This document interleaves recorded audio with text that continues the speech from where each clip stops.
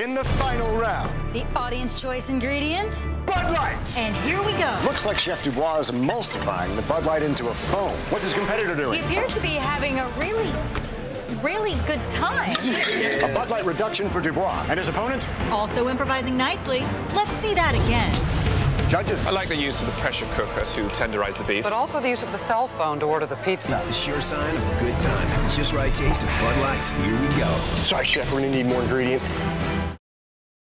From Buffalo Wild Wings, this is the Jeff Fisher Show, brought to you by Super Park, Spirit Toyota Scion, and Bud Light.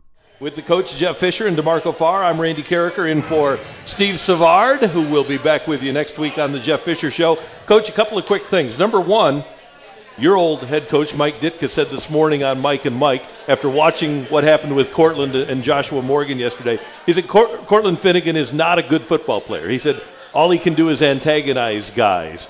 You think sometimes what he brings overshadows the quality of his play? I've seen some pretty good cornerback play.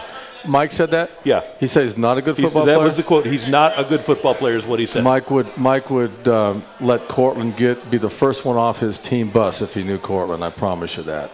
I disagree with Mike on that one. So Cortland Finnegan is Mike Ditka's type of player. Yeah. So. And it just... Obviously, Mike's not watching any tape. I was going to ask that one, too. I hope this gets back to him, too. We get a text from D. Vaughn. Why no challenge on the Gibson or Jackson plays that looked like touchdowns? Good question. Because. Good answer.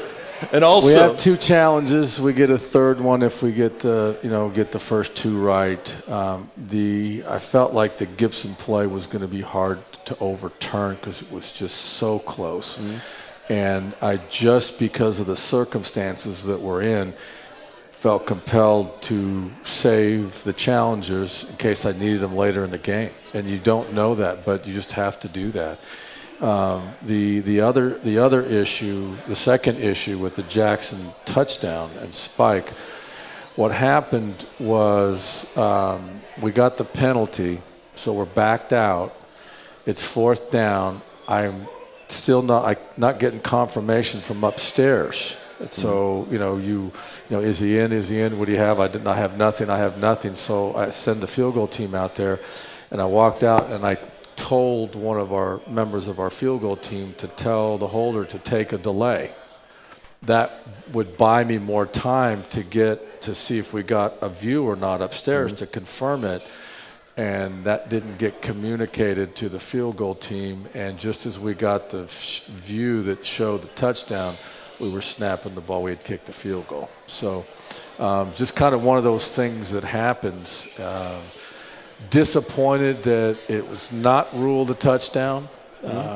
Then they can review it, And there was a shot there that showed that Jack was in.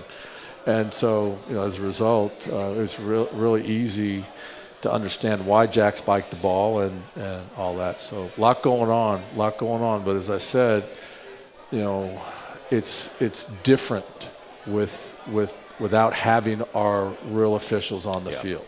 Well, that's the question. That's not it's not their fault. And I'm not being critical. I'm stating the fact. Managing games are different for head coaches when you don't have the real officials on the field. It's at the highest level. The question is it affecting players' health? Debatable. You said a guy pulled his hamstring on a re-kick.